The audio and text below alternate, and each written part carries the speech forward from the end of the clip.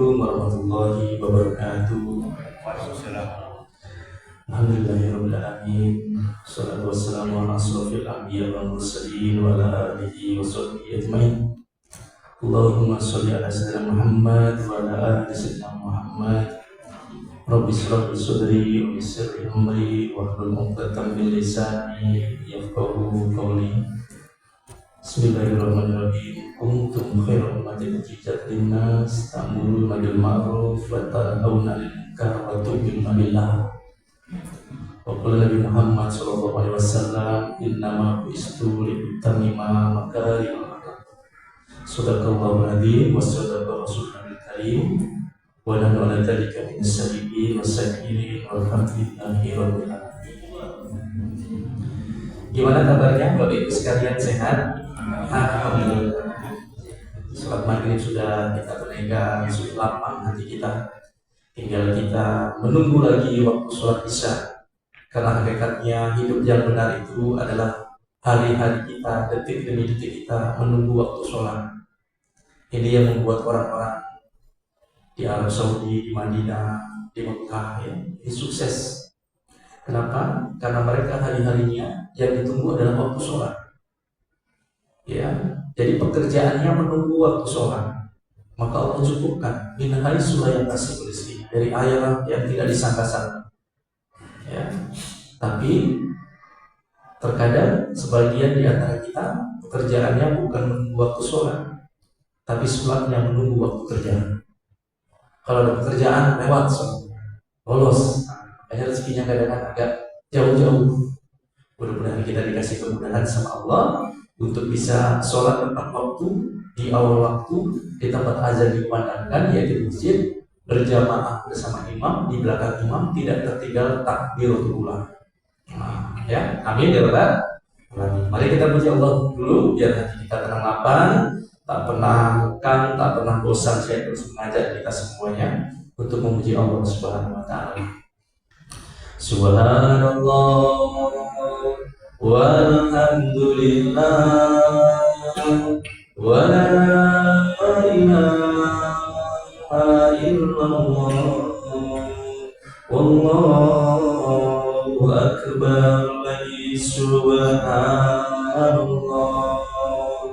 walhamdulillah wa la ilaha illallah wallahu akbar. Sekali lagi subhanallah semuanya. Wallahu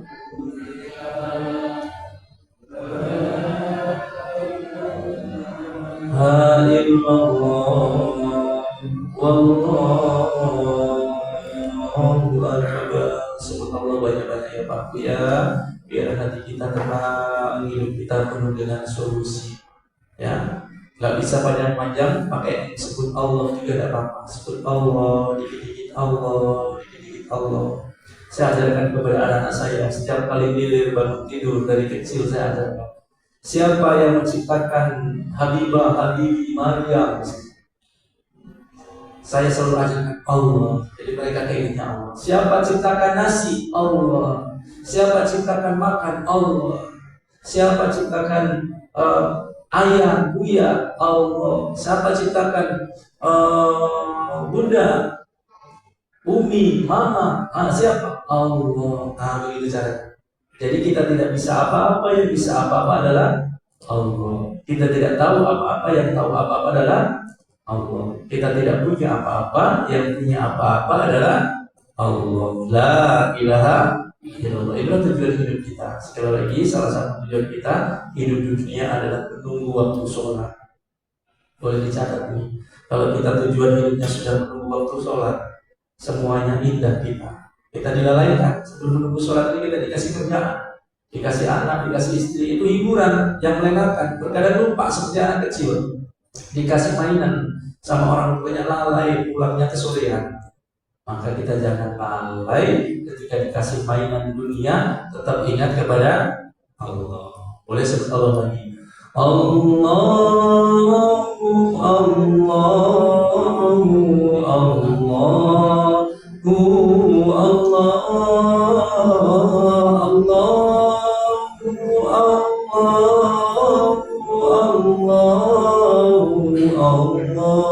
Coba. Allahu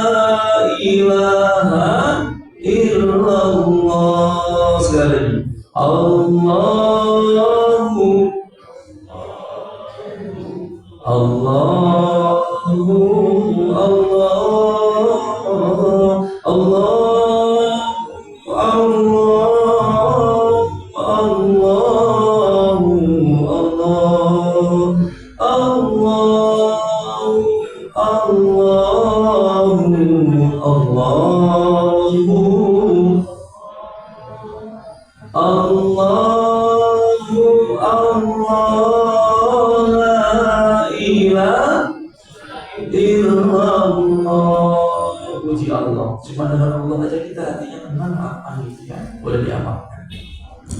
Nah, Bapak Ibu selalu puji Allah, kita bersolawat kepada baginda Rasulullah Sallallahu Alaihi Wasallam. Yang kami hormati Pak Ketua Masjid, Sekretaris Bendahara, MC kita, terima kasih sudah memandu dengan lapang. Ustadz kita, imam kita, sehat selalu Ustadz, berkah selalu. Terima kasih sudah berikan kesempatan saya juga mengimami sholat maghrib tadi ya. Minggu-minggu yang lalu kita fokus membahas tentang ahwal sasiyah berkaitan dengan ilmu faraid. Saya rasa sudah banyak sekali pertanyaan-pertanyaan tentang waris yang sudah tersampaikan, walaupun malam hari ini baru sempat di syuting ya, ambil gambarnya. Tapi mungkin yang lalu-lalu sudah masuk terekam ke dalam hatinya langsung ya. Nah, hari ini saya melihat flyernya ini tentang fikih keluarga.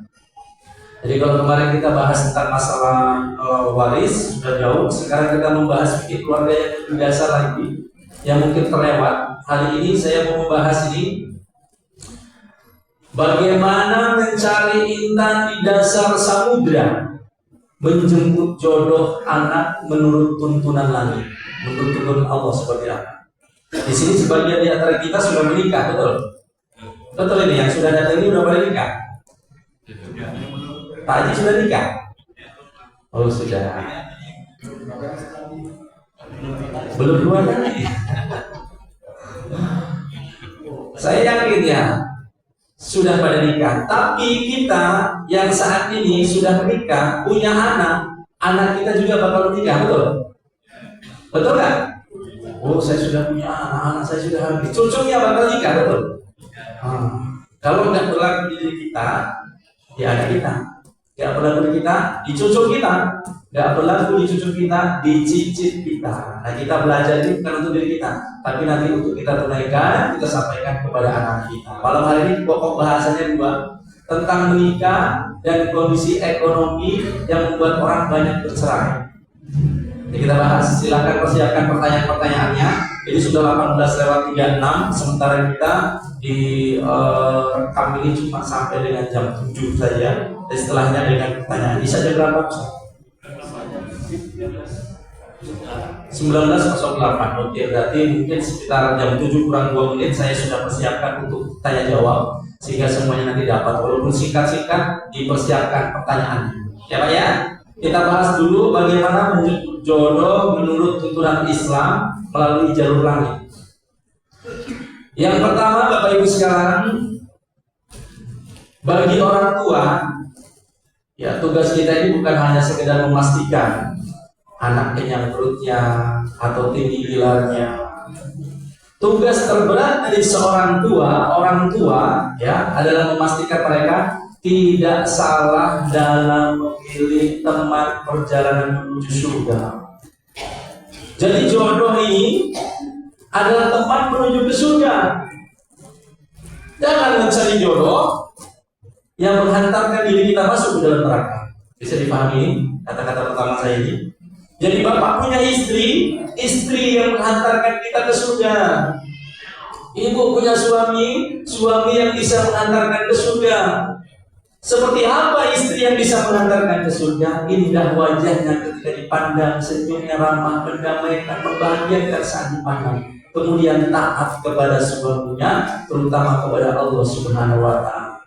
Tidak berbuat yang aniaya, zina, menjalankan sholat, segala perintahnya, ibadah, puasa, tapi ada satu kuncinya, taat kepada suami. Ini dia membawa kita ke dalam surga. Ya. Bagaimana suami yang mengajarkan dan membawa kita ke dalam surga bagi ibu-ibunya adalah suami yang kalau dia mengatakan berbuat sesuatu ini tidak melanggar syariat Islam. Suami yang mengajarkan agama kepada istrinya dan anak-anaknya, suami yang memasukkan perkara yang halal ke dalam rumahnya, suami yang mengajarkan agama kepada istrinya. Ini suami yang bisa mengantarkan ke surga. Nah, kita pakem yang lebih dasar lagi. Jangan sampai kita mencarikan kepada anak-anak kita, cucu kita nanti ini hanya kisarannya silau oleh kilo harta. Hingga apa? Membutakan mata dari gelapnya agama sang calon menantu. Dulu kita pernah dengarkan kabar orang tua kita dulu kalau mau mencari mantu itu pertama yang ditanya itu ngajinya udah sampai apa, bisa baca Quran atau khatam kitab apa kalau di pondok pesantren. Alfiyahnya hafal atau enggak, Al-Qur'annya 30 juz hafal atau enggak, gitu kira-kiranya dulu. Sekarang sudah mulai bergeser mengikuti era-era yang dikatakan modern katanya. Pertama kali kalau itu biasanya ditanya apa? Di mana kerjanya? Berapa penghasilannya? Maka kita membahas malam hari ini mudah-mudahan tidak menjauh daripada ajaran-ajaran kebenaran. Saya ingin sampaikan bahwa saya Islam telah memberikan kompas yang jelas. Rasulullah bersabda kepada kita semuanya, "Tungkahul mar'atu li arba'i limaliha wa li hasabiha wa li jamaliha wa li diniha. Fadfar bidatid dini tarbat yadah." Ya. Wanita dinikahi karena 4 hal. Ini juga berlaku buat laki-laki ya. 4 halnya apa? Pertama, number 1, hartanya. Kedua, keturunannya. Ketiga, kecantikannya. Dan yang keempat, agamanya. Kalau pesan Rasulullah, pilihlah karena agamanya, niscaya engkau akan beruntung. Bapak di sini ada yang masih punya anak bujang gadis? Ada? Sudah punya rencana menikahkan? Atau ada anak yang sudah punya anak bujang gadis tapi belum ketemu jodohnya? Sudah dicarikan, belum tentu juga ketemu jodohnya. Kita mau coba minta sama Allah melalui jalur langit agar Allah berikan pertemukan jodoh yang terbaik. Nanti boleh ditanyakan apa masalahnya. Dan bagi orang tua yang memiliki anak perempuan, Rasulullah berpesan dalam hadis riwayat Tirmizi, "Idza hadaba ilaikum man tardawna dinahu wa khuluquhu fazawwijuhu illa taf'alu takun fitnatun fil ardi fa fasadun aridun." Masya Allah. Jika datang kepadamu seorang yang engkau ridho akan agama dan akhlaknya, maka nikahkanlah dia. Orang tua bernama ayah, papa atau bapak atau papi, biasa dipanggil, atau abi. Kalau sudah ketemu calon mantunya laki-laki, bapak sudah ridho tentang agama dan akhlaknya, maka ini menjadi patokan nikahkan. Karena kalau orang Nasrani, mohon maaf, ini yang ditanya berapa gaji. Kalau orang Yahudi ketampanannya, kalau Islam agamanya. Kita pilih yang itu ya. Nasihat bagi yang sedang menanti jodoh. Di belakang ada yang belum punya jodoh? Ada? Ketahuan dari sini kelihatan. Bagi yang saat ini jodohnya belum kunjung datang, jangan putus asa. Gunakan waktu untuk memperbaiki diri. Ingat janji Allah dalam surat An-Nur ayat 26, al-khabithatu lil-khabithina wal-khabithuna lil-khabithati wat-thayyibatu lit-thayyibina wat-thayyibuna lit-thayyibati. Wanita-wanita yang keji untuk laki-laki yang keji, sedangkan wanita-wanita yang baik untuk laki-laki yang baik, dan laki-laki yang baik untuk wanita yang baik-baik pula. Maka saya berpesan, perbaiki dulu dirinya, biar Allah perbaiki calon jodohnya. Di beberapa YouTube yang sempat viral saya sempat sampaikan di media-media. Begini kata-katanya, Khadijahkan dirimu, maka Allah akan muhammadkan jodohmu. Nah, ini bahasa saya itu ya. Artinya apa? Perbaiki dulu diri kita, nanti Allah akan perbaiki jodoh kita. Ya Pak ya? Boleh ini jadikan sebagai pakem untuk anak-anaknya kalau sedang mencari jodoh. Saya kasih pantun dulu. Gak usah dikasih kata cakep, dinikmatin aja. Kalau ada yang kira-kira bagus, boleh katakan Masya Allah. Tapi kalau nggak ada yang bagus, diam saja, nikmatin saja ya. Ke hutan rimba mencari jati. Ulah lancar, bilangin jangan pakai cakep. Jangan pakai cakep ini di masjid. Nanti kalau ada yang asik, pokoknya Masya Allah. Saya kasih 2 pantun, nggak pakai cakep ya. Ke hutan rimba mencari jati, jati dipahat menjadi meja. Janganlah gundah di dalam hati, jodoh yang baik milik si taat baja. Jodoh yang baik itu buat orang yang bermental baja, gak pantang surut. Dia memperbaiki dirinya, nanti dia mendapatkan jodoh terbaiknya. Yang terakhir boleh dibawa Jawa, cak. Ya, diikuti dengan Masya Allah.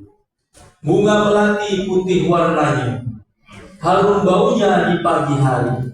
Perbaiki diri setulus jiwa, menantu yang sorry pasti menghampiri. Masya Allah.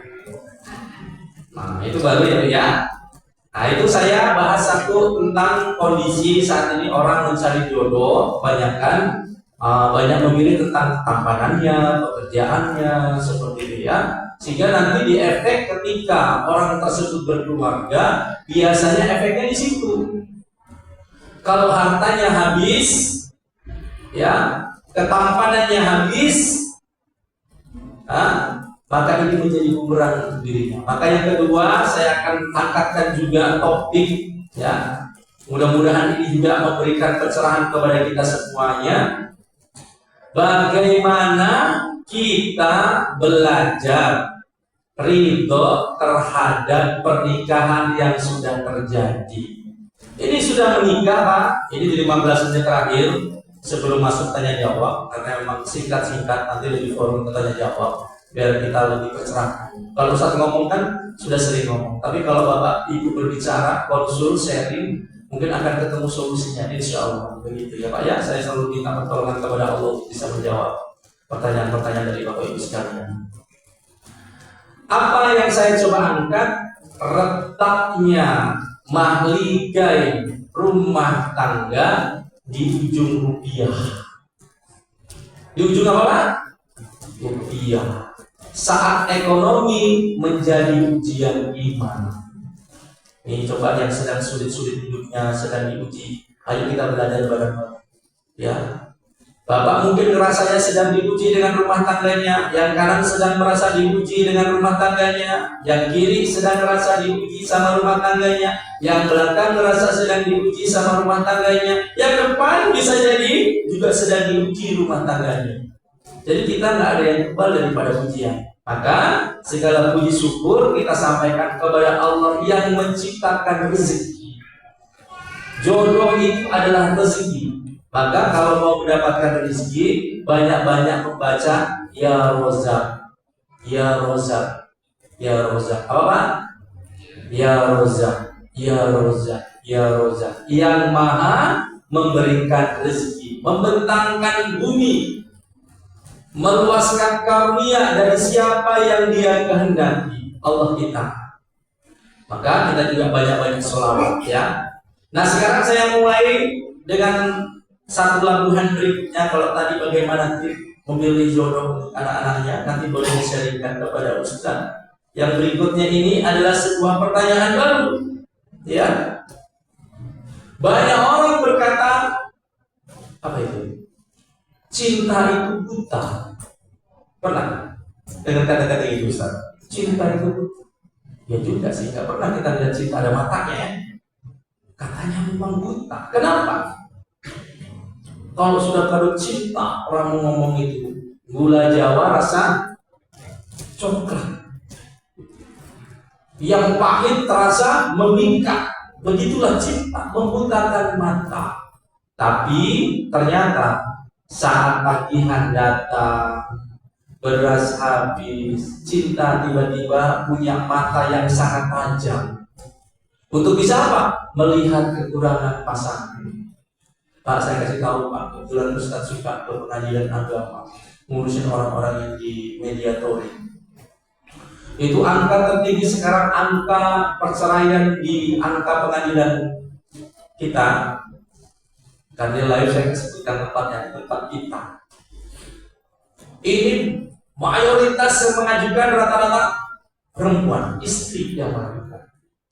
Dan ranking yang paling tinggi ternyata yang menyebabkan pernikahan itu berujung kepada perceraian, gugatan perceraian, ternyata faktor paling tinggi ternyata saat ini faktor ekonomi.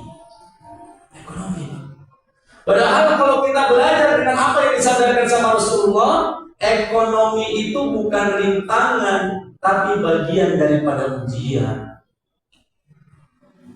Maka yang harus kita lakukan harusnya kita bertahan dan bersabar. Nah, angka perceraian yang melonjak bukan hanya faktor orang ketiga. Ada yang mengatakan faktor orang ketiga, wanita idaman naik, pria idaman naik. Ternyata itu kalau menurut faktor itu masuk kategori ke-8. Jadi ada faktor-faktor itu masuk kategori yang ke-8. Maka ekonomi paling sering menjadi apa Pak istilahnya Pak? Kambing hitam. Kasihan kambing hitam ya, bentar lagi mau dikorbanin. Ya, salah apa-apa enggak di kambing hitam. Kalau kata faktor ekonomi ya. Padahal sebenarnya bukanlah pada jumlah hartanya, melainkan pada rapuhnya iman saat menghadapi ujian tersebut. Yang menyebabkan perceraian ternyata sebenarnya karena rapuhnya iman di dalamnya. Maka Allah Subhanahu wa taala ingatkan dalam Al-Qur'an bahwa kekurangan harta adalah salah satu instrumen ujiannya. Ya, kalau kita buka nanti Al-Baqarah ayat 155, Allah menyaring siapa saja hambanya yang benar-benar beriman di situ. Saya bacakan ayatnya. Walanabluwannakum bisay'in minal khawfi wal ju' wa nafsin minal amwali wal anfus was samarat wa basiris sobirin. Coba perhatikan, ini bahasanya cantik sekali. Dan kami pasti, kata Allah apa? Pasti. Namanya pasti gimana? Tadi saya di WA sama kemarin ketua masjid, terus bagian humas, ada 3 atau 4 orang saya. Ustaz, nanti malam kita kajian. Oh ya, tapi kajiannya apa saya kirim? Satu lagi nanya, ya insya Allah kajian siap. Asal nanti kita berangkat, insya Allah maghrib ada di sini. Satu lagi bertanya, 3 orang bertanya. Karena Ustaz mengatakan insya Allah pasti saya hadir, percaya, maka dibuatlah seperti ini. Ini baru Suratno yang ngomong, percaya.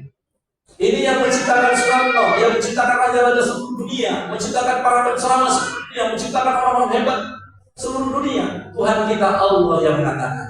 Dan aku dan kami pasti. Kata pasti ini berarti benar kan? Benar. Akan sangat-sangat benar. Kata Allah, dan kami pasti akan menguji kamu. Namanya menguji kamu. Kamu di sini namanya siapa? Manusia, hambanya Allah. Berarti semua manusia pasti diuji sama Allah. Apa ujiannya? Dengan sedikit ketakutan. Coba yang ada di sini mungkin sedang ada dalam ketakutan. Takut dimarah, takut bermasalah, takut gak punya duit, takut nanti pulang dimarah suami, takut pulang dimarah istri. Yang gadis takut gak dapat jodoh, ya. Yang ibu-ibu takut gak dapat menantu. Yang datang ke sini naik ojek ada pengalaman takut gak dapat ojek. Hah? Ditimbulkan rasa takut itu, tapi kata Allah sedikit, gak banyak Pak. Sedikit ketakutan, kelaparan, kekurangan harta, jiwa, dan buah-buahan. Allah katakan pasti. Artinya pasti semua orang akan merasakan itu semua. Tapi Allah kasih kabar gembira, dan sampaikanlah kabar gembira kepada orang-orang yang sabar. Dikasih ujian hidup sabar, dikasih ujian sama istri sabar, dikasih ujian sama suami sabar, dikasih ujian sama mertua sabar, dikasih ujian sama orang tua sabar, dikasih ujian sama Allah Subhanahu wa taala sabar. Karena Allah menjadikan kabar beruntung orang yang sabar, kabar gembira kepada orang yang sabar. Maka ayat ini Bapak Ibu semuanya menegaskan bahwa kurang harta adalah bagian daripada sunnatullah. Sunnatullah itu harus dirasakan. Siapa di sini yang begitu lahir langsung kaya, gak pernah ngerasain miskin? Oh ada Ustaz. Dia lahir sudah langsung menjadi orang yang kaya, duitnya banyak, harta keturunannya banyak. Belum tentu. Ada orang yang punya, misalkan saya pernah ngerasain, teman-teman saya pernah ngerasain itu satu ruangan ini. Tanggal tua, misalkan tanggal tua uangnya masih habis, sudah menipis lah. Kalau di kantor itu sudah menipis, mungkin sudah sebagiannya menipis. Tapi tanggal tua malah kita makan enak. Hari itu jam 10 kita gajian, ting masuk apa namanya? Rekening. Semua di ruangan kami ini mengatakan, wah kita hari ini makan enak. Kita pesan sama ubi kita, makan enak, kita makan di sini aja. Enggak perlu kita keluar karena di pada zuhur kita bakal ada rapat lagi jam 1. Yang dulu di situ mungkin gajinya besar, ada uangnya yang banyak, tapi Allah akan merasakan, pasti setiap orang pernah merasakan yang namanya kekurangan dan kelaparan. Betul Pak. Tanggal tua kita kemarin kekenyangan, ya. Ini tanggal muda, kita tunggu OB-nya sampai jam 1:30 udah datang gitu. Bahaya nggak Pak? Kita satu ruangan itu udah makan, kita nungguin OB, bannya pecah. Dibuat sama Allah supaya kita ngerasain yang namanya lapar. Merasakan ya Allah duit ada, malah kita nggak bisa makan enak. Kemarin tanggal tua malah kita kenyang. Ada yang ngirim ayam ingkung. Ini tanggal muda, duit banyak, malah lapar. Allah ingin tunjukkan. Semua orang yang kaya juga pasti pernah ngerasain malam-malam bangun lapar, ujian, mau masak dilalanya sudah dimasukkan ke dalam kulkas, mau makan lagi nggak biasa makan dalam kulkas, lapar, nunggu dulu 5 menit, 10 menit, setengah jam, ya dirasakan. Itu pasti. Kenapa? Sunnatullah. Jadi semua akan merasakan itu. Maka hadirin, dalam hukum keluarga Islam, urusan ekonomi itu diatur sangat adil. Allah itu mengaturnya sangat adil. Ingat ya, suami adalah nahkoda yang memikul tanggung jawab nafkah, namun Islam tidak pernah membebani suami di luar batas kemampuannya. Suami itu memikul tanggung jawab, tapi dia tidak dibebani dengan nafkah sepenuhnya. Dia dibebaninya hanya semampunya. Ingat ya? Jadi ibu-ibu jangan biarkan suaminya cepat mati dengan dipaksa kerja terus. Kenapa? Allah firmankan, boleh nanti baca artinya ya. Dalam surat At-Tolak ayat 7, hendaklah orang yang mempunyai kekuasaan memberi nafkah menurut kemampuannya. Liyunfik dzu sa'atin min si'atihi. Wa man qudira alaihi rizquhu falyunfiq mimma atahullah. Dan orang-orang yang terbatas rezekinya hendaklah memberi nafkah dari harta yang diberikan Allah kepadanya. La yukallifullahu nafsan illa ma ataha. Allah tidak membebani seseorang melainkan sesuai dengan apa yang diberikan Allah kepadanya. Pak, Bu, saya sampaikan, kenapa banyak suami yang akhirnya korupsi? Gajinya sedikit, tidak mencukupi. Tuntutan di rumah begitu besar, semakin besar. Dia pulang dalam tekanan. Kalau nggak dicukupi, dimarah sama istrinya. Akhirnya dia berpikir, gimana dia ini dapat rezeki yang lebih besar. Akhirnya menggunakan teknik Spanyol. Apa Spanyol? Separuh nyolong. Kenapa? Karena kalau pulang dia tidak enak sama istrinya. Apalagi istri yang suka membandingkan, coba tengok ke kanan-kanan kita, bisa beli mobil, tengok depan, di rumah sudah gak tengok keramik depan, udah bagus, waktu sudah beli yang namanya kulkas baru apa, semakin tidak karu-karuan. Maka suami tidak wajib memenuhi segala kebutuhan yang diminta sama istrinya, tapi suami berkewajiban memberikan nafkah semampunya. Bukan berarti kita juga malas-malasan. Kita ikhtiar maksimal, tapi yang Allah gariskan itu yang diberikan dan istri wajib mensyukurinya. Maka para istri, halo istri, halo Bu, ya, dengerin ya Bu ya. Sekecil apapun nafkah yang dibawa pulang oleh suami ke rumah, ya, syukuri, ya Bu ya, hargai. Ojo dipaitu. Apa Bu artinya dipaitu? Dicaci, dimaki, digerutu. Terus para suami bagaimana? Ketahuilah, itu para suami, uang yang kau belanjakan untuk anak dan istri memiliki nilai pahala yang paling tinggi di mata Allah. Udah, kalau kita digerutin, udah kasih aja dah. Memang wanita seperti itu. Wanita yang terbuat dari tulang rusuk sebelah kiri yang paling bengkok, terbuat dari tulang rusuk yang paling bengkok, bukan terbuat dari tulang kepala yang harus disembah-sembah, bukan terbuat dari tulang kaki yang harus diinjak-injak, tapi dia terbuat dari tulang rusuk sebelah kiri yang paling bengkok, dekat dengan dada untuk dijaga, dekat dengan hati untuk dilindungi dan dicintai. Kalau memang bisa, kodratnya seperti itu. Kita lagi-lagi berikhtiar semaksimal mungkin. Kalau istrinya memang tidak mau, tidak bisa, tidak peduli apa yang terhadap kita, itu sudah urusan.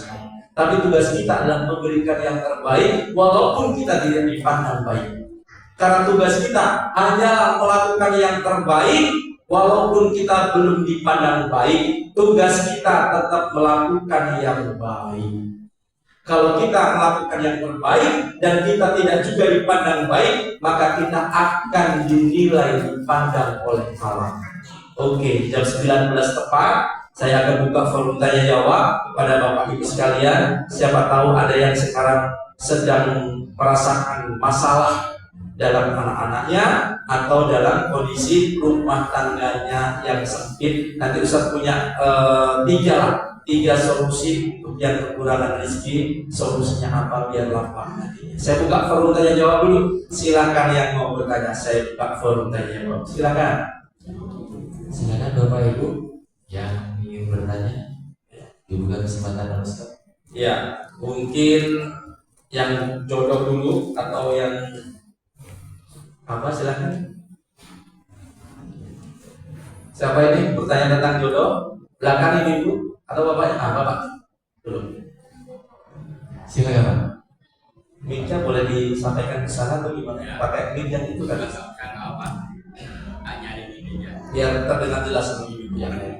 Saya mohon maaf ini saya kayak biar karena bekas operasi saya sedang sakit ini malam hari ini. Mau Ustaz, mitos apa kenyataan apabila mantu perempuan kumpul serumah dengan mertua, kalau nggak stres, minggat? Mitos atau fakta? Fakta. Mantu perempuan kalau kumpul sama mertua Kalau nggak stres, mingguan. Saya kasih tahu, bukan hanya perempuan, Pak. Laki-laki juga sama. Ini mitoskah atau faktakah? Pak, begini. Ada nggak mertua yang baik? Halo Ibu, ada nggak mertua yang baik? Ada. Bahkan ada orang tua yang ketika menikahkan anaknya, dari pertama kali hari menikah, orang tua yang mengatakan, "Nak, sayangnya aku sama kamu, harta yang aku punya ini memang aku serahkan untuk anak-anakku. Maka kamu anak tunggalku terakhir kalinya," misalkan dia bungsu, "gak akan pernah aku izinkan kamu meninggalkan rumah ini. Bukan kami tak sayang supaya kamu gak mandiri, tapi karena kami kepingin tetap kumpul sama kamu, gak kepingin berpisah. Saya kepingin diurusi sama kamu, anak mantuku. Aku berharap kamulah mantu yang dijanjikan di dalam surga yang menyenangkan hatiku.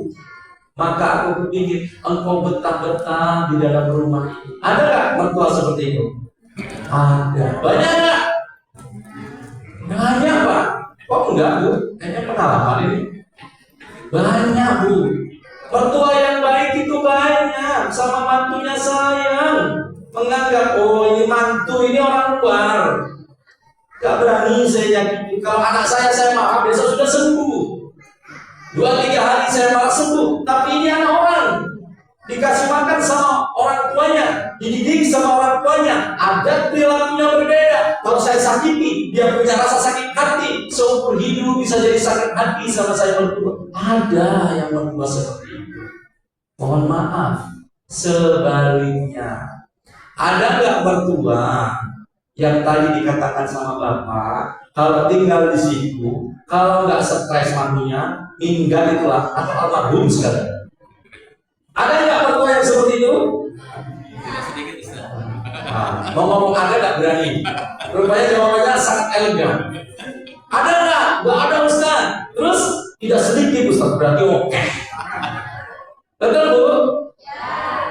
Nah, kita tidak menyalahkan. Memang seperti itu. Kenapa bisa seperti itu? Saya coba mengkaji dalam ahwal sasiah. Kenapa mertua bisa jahat sama mantu? Saya coba mengkaji, karena mertua tersebut lupa bahwa dia pernah jadi mantu. Karena mertua tersebut lupa dia pernah hidup susah, sehingga anak orang lain terkadang dia sakiti, anaknya tetap dibelain. Ada sebuah kata-kata terbaik yang saya coba jadikan sebagai nom. Kenapa mertua terkadang menutupi anaknya sehingga menantunya yang dihabisi, sehingga tampak salah di dalam diri menantunya? Jawabannya, karena mertua tersebut ingin menutupi kegagalan dalam mendidik anaknya. Ini tegas, Pak. Malu mengakui anaknya gagal dididik sama dia, udah gak mau dia. Maka anak menantunya yang terkadang menjadi persoalan lainnya. Pertanyaannya, mitos apa fakta? Kalau menurut Bapak kayaknya mitos apa fakta? Saya nggak berani jawab itu, karena saya juga pernah tinggal bersama mertua saya. Alhamdulillah mertua saya baik. Alhamdulillah mertua saya baik. Kalau ada sedikit-sedikit wajar, ya kita memakluminya. Namanya orang sudah sembuh, kita memakluminya, kita memaafkannya. Mudah-mudahan dia panjang usia. Karena hakikatnya mertua itu tidak kepingin anaknya disakiti. Apalagi cuma saya, Bu. Saya ini cuma anak petani, ya kan? Mertua saya mungkin orang yang lebih, ya kan? Gak kepingin anaknya gimana ini, ya kan? Tapi tetap namanya manusia punya kekurangan. Tapi ya mertua saya adalah orang yang baik, yang tegas. Kekurangannya wajar. Berapa lama Ustaz tinggal sama mertua? Bongkar ini. Jangan-jangan Ustaz ini sebagai pelakunya ini ya. Ustaz tinggal sama mertua itu 12 tahun, 11 tahun. 11 tahun Ustaz. Ya mungkin saking sayangnya, ya sampai akhirnya berpisah seperti ya. Alhamdulillah, ya. Mudah-mudahan saya minta doanya, mudah-mudahan mertua saya selalu diberikan kebaikan sama Allah Subhanahu wa taala. Namanya orang tua wajar. Sekali lagi saya tanya sama Bapak, itu mitos atau fakta buat Bapak? Hah? Begitulah kira-kiranya Pak jawabannya. Ya kan? Jadi kalau ada yang katakan itu mitos, ternyata banyak kenyataannya. Dan nyaris rata-rata kejadiannya kayak gitu. Mertua kalau sama menantu hidup bareng gak lama ribut. Kenapa mereka bisa ribut? Karena salah satu antaranya kurang paham tentang perkara agama. Mertuanya ngerti, mantunya gak ngerti. Mantunya ngerti, mertuanya yang kagak ngerti. Dua-duanya ngerti, mungkin ada saudara lainnya yang gak ngerti, sehingga selalu ada gesekan. Saya sampaikan juga.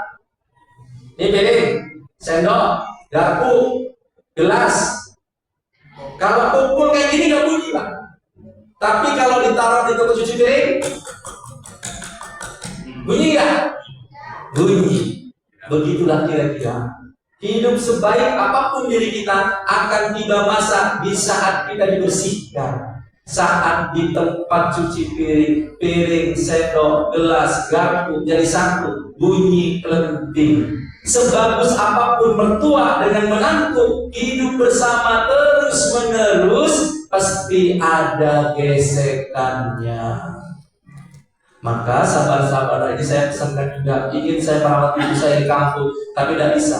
Ingin merawat ibu mertua kita, mungkin ada yang nggak bisa. Kita kepingin baik, tapi mungkin tidak diterima. Ada yang seperti itu. Saya sampaikan, konflik yang terbaik adalah konflik di saat ibu dan anak yang merawat dia sampai anaknya ngerasa orang tuaku cerewet banget, bawel banget. Itu tetap mendapatkan pahala yang banyak karena dia merawat orang tuanya.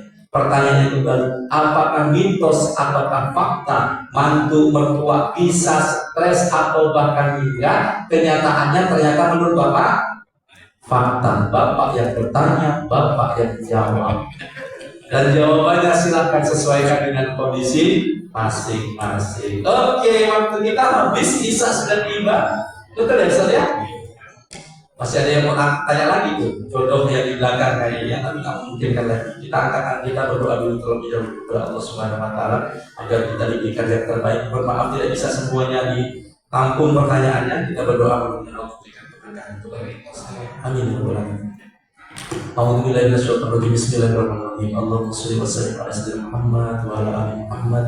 Rabbi shrah li sadri wa yassir li amri wa uqdatan min lisani yafqahu qawli. Ya Allah, ampuni kami jika selama ini kami lebih takut kehilangan uang daripada kehilangan ridho-Mu, ya Allah. Ampuni kami jika karena tumpukan tagihan kami tega menghardik pasangan kami, tega membentak anak-anak kami, dan kami melupakan sujud kami kepada-Mu. Ya Allah, jika Engkau sedang menguji ekonomi kami, maka jangan biarkan ujian itu meretakkan cinta kami. Jangan biarkan kemiskinan harta menyeret kami pada kekufuran iman.